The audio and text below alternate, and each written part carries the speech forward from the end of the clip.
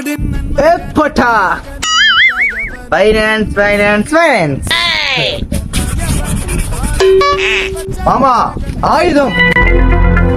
என்னோடு வாழப்போவது யார்? என்னோடு சாகப் போவது யார்?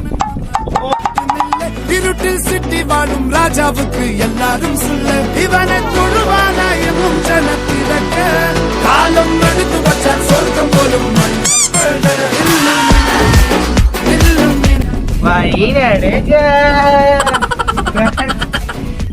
சந்தானம் தான்.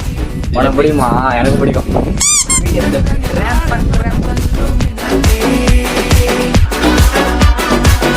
எக்ஸ்டென்டாச்சு